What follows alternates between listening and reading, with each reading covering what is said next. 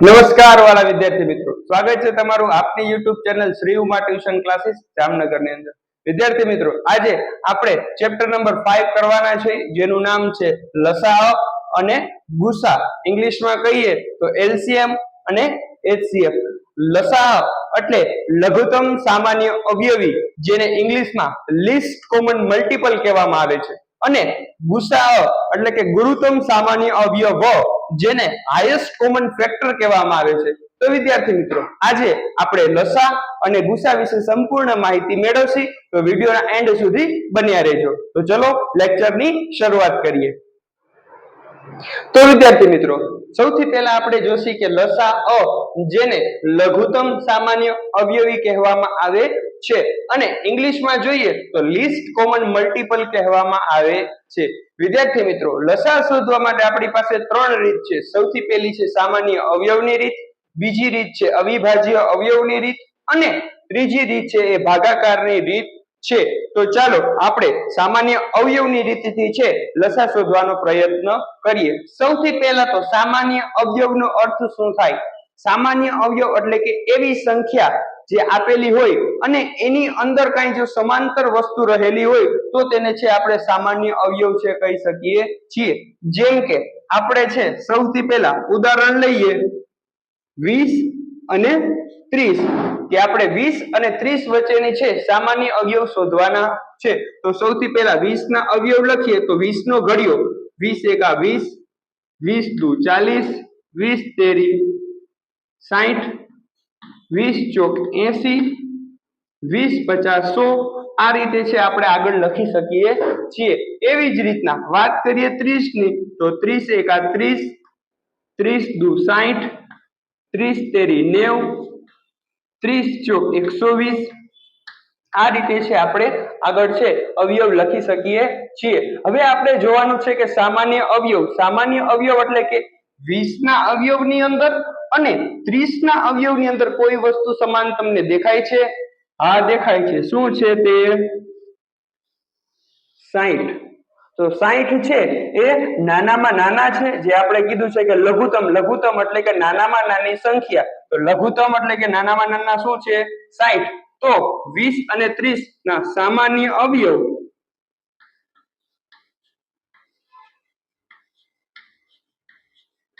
શું ગણવામાં આવે છે? 60 ને છે આપણે 20 અને 30 ના સામાન્ય અવયવ છે તરીકે કહી શકીએ છીએ. ચાલો વિદ્યાર્થી મિત્રો, ત્યારબાદ આવે છે અવિભાજ્ય અવયવ. અવિભાજ્ય અવયવ એટલે શું? કે જે મેં તમને આના આગળના લેક્ચર ની અંદર સમજાવ્યું હતું કે આપણે છે કોઈ પણ સંખ્યાને અવિભાજ્ય રીતે છે કઈ રીતે ભાગ પાડી શકીએ. તો આની અંદર પણ આપણે સેમ ઉદાહરણ 20 અને 30 નું લઈએ. તો સૌથી પહેલા છે આપણે 20 અને 30 ના અવિભાજ્ય અવયવ પાડશી.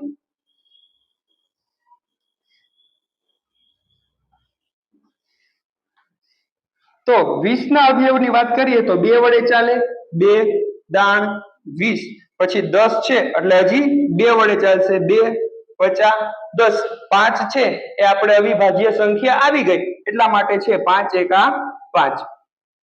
30 ના અવયવની વાત કરીએ તો 2 વડે ચાલશે, 15 દુ 30. હવે 15 છે તો આપણે 3 વડે ભાગ ચલાવશું, 3 50 15. 5 છે પાછી અવિભાજ્ય સંખ્યા આવી ગઈ એટલે 5 વડે ભાગ, 5 એકા 5. તો 20 ના અવયવ શું પડ્યા? 2 ગુણ્યા 2 ગુણ્યા 5. 30 ના અવયવ શું પડ્યા? 2 ગુણ્યા 3 ગુણ્યા 5. હવે આપણે સૌથી છેલ્લે અવિભાજ્ય અવયવની રીતની અંદર સૌથી પહેલે શું કરવાનું છે કે જે તમને સરખા દેખાય તેવા, સરખા એટલે કે બંનેમાં સરખા હોય તેવા નંબર કયા છે? એક તો છે 2 અને પછી છે 5. તો આપણે સામાન્ય અવયવ લખવા માટે શું કરી નાખવાનું? 2 આપેલા છે એટલે એક વખત 2, 2 વખત 5 આપેલા છે એટલે એક વખત 5, અને પછી જે પાછળ બચે છે આ 2 અને આ 3 એ પણ લખી નાખવાના છે. હવે શું કરવાનું છે? આ બધાનો આપણે કરવાનો છે ગુણાકાર. તો 2 50 10, 10 દુ 20, 20 તેરી 60. તો આ પણ કેટલો આવ્યો વિદ્યાર્થી મિત્રો? 60 જવાબ આવ્યો. તો એનો મતલબ શું થયો કે સામાન્ય અવયવની રીતે અને અવિભાજ્યની અવયવની રીતે આપણે લસા લીધો તો બંનેનો જવાબ કેવો આવ્યો? સરખો જ આવ્યો. હવે વાત કરીએ ભાગાકારની રીતની. તો ભાગાકારની રીતની અંદર પણ આપણે 20 અને 30 ના છે એ અવયવ લેશું. તો વિદ્યાર્થી મિત્રો, જ્યારે પણ તમને ભાગાકારની રીત કહે તો ત્યારે આપણે ભાગાકાર કરવાનો હોતો નથી. શેની અંદર? લસાની અંદર ભાગાકાર કરવાનો હોતો નથી. ત્યારે આપણે જેમાં આમાં અલગ અલગ અવયવ પાડ્યા એવી જ રીતે આપણે આમાં સમાન અવયવ પાડવાના છે. તો 20 અને 30 ના સમાન અવયવ પાડી તો 2 વડે 10, અહીંયા 15, 2 વડે 5, અહીંયા ભાગ ચાલશે નહીં એટલે 15 ના 15. હવે આની અંદર શેના વડે ભાગ ચાલશે? 3 વડે. તો 3 વડે ભાગ ચલાવી તો 5 નો ભાગ ચાલશે નહીં. તો 5 ના 5 એમનેમ. અહીંયા 5 તેરી 15 એટલે અહીંયા પણ શું આવી જશે? 5. હવે 5 છે એ આપણી પાસે અવિભાજ્ય સંખ્યા જ છે એટલા માટે 5 વડે ભાગ ચલાવી દેસી. અહીંયા આવી જશે 1. વિદ્યાર્થી મિત્રો, જ્યારે પણ તમને આ રીતે ભાગ ચલાવવાના કહે જ્યાં સુધી તમારે છે જવાબ નીચે 1 ના આવે ત્યાં સુધી તમારે ભાગ ચલાવવાના હોય છે. હવે આના અવયવની સંખ્યા લખીએ તો 2 ગુણ્યા 2 ગુણ્યા 3 ગુણ્યા 5. હવે આ બધાનો શું કરી નાખવાનો છે આપણે? ગુણાકાર.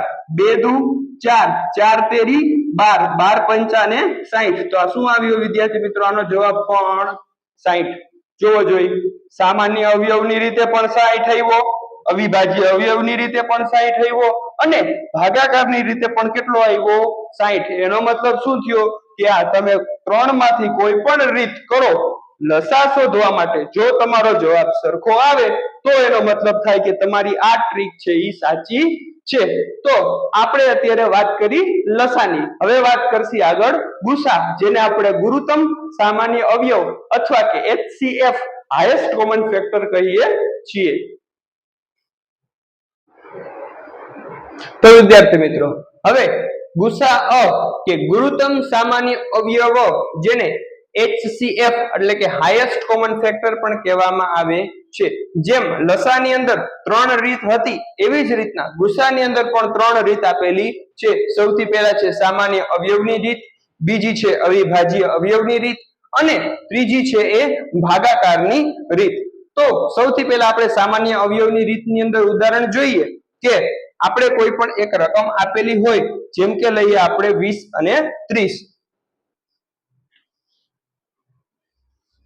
તો સૌથી પહેલા આપણે શું કરવાનું છે કે 20 અને 30 ના છે એ સામાન્ય અવયવ પાડવાના છે. તો આની અંદર સામાન્ય અવયવની અંદર જોશી કે 20 છે એ કેના ઘડિયાની અંદર આવે? તો 20 એકા 20. પછી બીજા આવે છે 2 ની અંદર કે 2 દાણ 20. પછી કેની અંદર આવે છે? 4 ના ઘડિયાની અંદર 4 પંચા 20. હવે છે આગળ કોઈના ઘડિયાની અંદર છે તે આવશે નહીં. તો આના અવયવ શું થયા?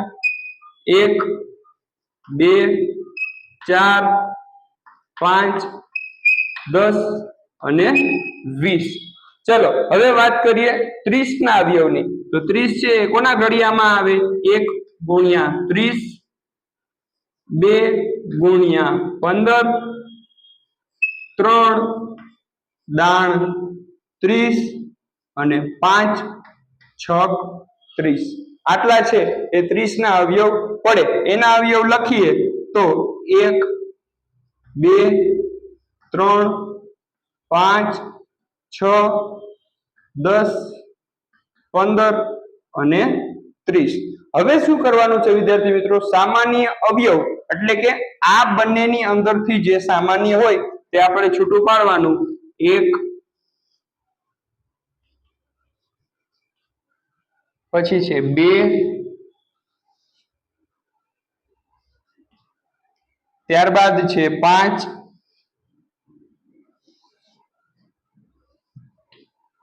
અને છે 10.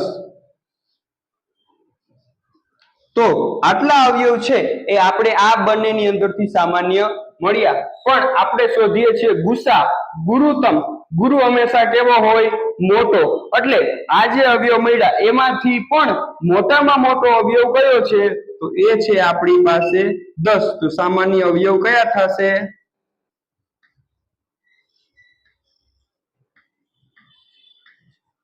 બરાબર શું થશે 10 છે એ 20 અને 30 નો છે સામાન્ય અવયવ ગણવામાં આવે છે.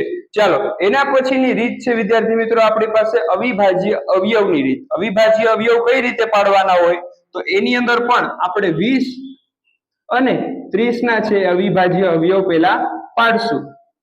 તો 20 ના અવિભાજ્ય અવયવની અંદર સૌથી પહેલા શેના વડે ભાગ ચાલશે 2 વડે. 2 દાણ 20 10 આવ્યો હજી પણ 2 વડે ચાલશે 2 50 10 5 આવ્યો 5 છે એ અવિભાજ્ય સંખ્યા છે એટલા માટે 5 થી ચાલશે 5 એકા 5. એવી જ રીતના 30 ના પાડીએ તો સૌથી પહેલા 2 વડે એટલે કે 15 દુ 30 પછી આ 15 છે તો એને છે આપણે 3 વડે ચલાવી શકીએ કે 3 50 15. હવે છે 5 તો 5 છે આપણી પાસે અવિભાજ્ય સંખ્યા છે એટલા માટે 5 એકા 5. તો આના અવયવની વાત કરીએ તો શું થશે 2 ગુણ્યા 2 ગુણ્યા 5 અને આના અવયવની વાત કરીએ તો 2 ગુણ્યા 3 ગુણ્યા 5. હવે અવિભાજ્ય અવયવની અંદર આપણે લેવાનું છે ગુરુત્તમ સામાન્ય અવયવ ગુસા. તો ગુસાની અંદર આની અંદર શું કરવાનું છે તમારે સૌથી પહેલા જે કોમન હોય તે લખી લેવાનું છે. શું છે કોમન આપણી પાસે આ બે માંથી આ 2 અને આ 5 તો 2 ગુણ્યા 5 જે બાકી બચે છે તેને લખવાનું નથી. બરાબર ભૂલ્યા વગર ફરીથી એક વખત રિપીટ કરીએ કે અવિભાજ્ય અવયવની રીતથી આપણે જો ગુસા શોધતા હોય તો જે બે સરખું હોય તે જ લખવાનું છે, જે બે અલગ અલગ હોય તે લખવાનું નથી. તો 2 પંચા કેટલા થશે 10. તો આનો જવાબ પણ કેટલો આવી ગયો વિદ્યાર્થી મિત્રો 10. સામાન્ય અવયવની રીતે ગુસા શોધવાથી પેલી રીતે પણ જવાબ છે આપણો 10 મળે છે. અવિભાજ્ય અવયવની રીતે ગુસા શોધવાથી આપણો જવાબ 10 મળે છે. હવે વાત કરીએ ભાગાકારની રીતે. વિદ્યાર્થી મિત્રો આ છે ને બહુ એટલે બહુ જ ઇમ્પોર્ટન્ટ ટ્રીક છે કે આની અંદર છે આપણે સૌથી પહેલા છે 20 અને 30 નો ભાગાકાર કરશું. શું કરશું 20 અને 30 નો ભાગાકાર કે 20 એકા 20 શેષ વૈધી 10. હવે શું કરવાનું છે વિદ્યાર્થી મિત્રો એ જ ઇમ્પોર્ટન્ટ છે કે 10 છે તમે ભાગાકાર કર્યો શેષ 10 વૈધી તો કેના વડે ભાગ ચલાવ્યો તો શેષ 10 વૈધી તમે ચલાવ્યો 20 વડે. તો હવે શું કરવાનું છે આ 20 ને પાછા અહીંયા જ પાછા 10 થી છે ભાગવાના છે. ફરીથી સમજી લઈએ પહેલા 20 અને 30 નો ભાગાકાર કરવાનો છે. એમાં જે શેષ વધે એ શેષને આપણે જોવાની છે કે એ શેષ શેનાથી ભાગાકાર કરવાથી આવી તો 20 વડે ભાગાકાર કરવાથી આવી એટલે 20 નો પાછો આની સાથે ભાગાકાર કરવાનો છે. હવે 10 એકા 10 10 દુ 20 શેષ વધી 0 0. કોઈ પણ ગમે એટલો ભાગાકાર થાય જ્યારે પણ શેષ 0 0 વધે ત્યારે સમજવાનું કે એ 0 0 શેષ છે એ કઈ સંખ્યા વડે ભાગવાથી વધી તો એ સંખ્યા શું છે આપણી પાસે 10. તો આનો પણ ગુસા કેટલો થશે 10 થશે. સમજાઈ ગયું વિદ્યાર્થી મિત્રો કે ગુસા ગુરુત્તમ સામાન્ય અવયવની અંદર સામાન્ય અવયવની રીતે અવિભાજ્ય અવયવની રીતે અને ભાગાકારની રીતે આ ત્રણ રીતે કરવાથી છે આપણો જવાબ સરખો 10 10 અને 10 જ આવ્યો. એનો મતલબ એમ થાય છે કે આ ત્રણ રીત કેવી છે આપણી સાચી છે. સમજાઈ ગયું વિદ્યાર્થી મિત્રો કે ગુસાની અંદર છે પણ 3 રીત આવે છે અને આની પહેલા જે આપણે લસા સમજો એની અંદર પણ કેટલી રીત આવે છે 3 રીત આવે છે.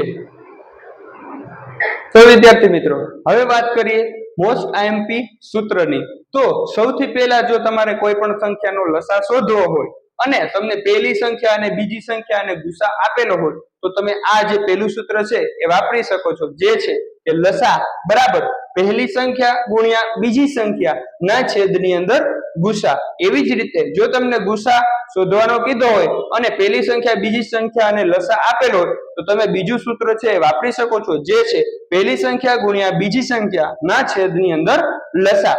હવે જ્યારે તમને લસા ગુસા બંને આપેલો હોય પણ તમને પહેલી સંખ્યા શોધવાનું કીધું હોય તો એના માટે આ સૂત્ર છે જે છે લસા ગુણ્યા ગુસા ના છેદની અંદર બીજી સંખ્યા. અને એ જ રીતે જો તમને બીજી સંખ્યા શોધવાનું કીધું હોય તો બીજી સંખ્યાનું સૂત્ર છે લસા ગુણ્યા ગુસા ના છેદમાં પહેલી સંખ્યા. અને જ્યારે તમને લસા ગુસા આપેલો હોય અને પહેલી સંખ્યા બીજી સંખ્યા જ્યારે શોધવાની કીધી હોય ત્યારે છેલ્લું આપણું પાંચમું સૂત્ર કે જે છે લસા ગુણ્યા ગુસા બરાબર પહેલી સંખ્યા ગુણ્યા બીજી સંખ્યા. તો વિદ્યાર્થી મિત્રો આ જે 5 સૂત્ર છે એ મોસ્ટમાં મોસ્ટ આઈએમપી સૂત્ર છે જે આપણે ચેપ્ટર નંબર 5 લસા ગુસા ને લગતા છે.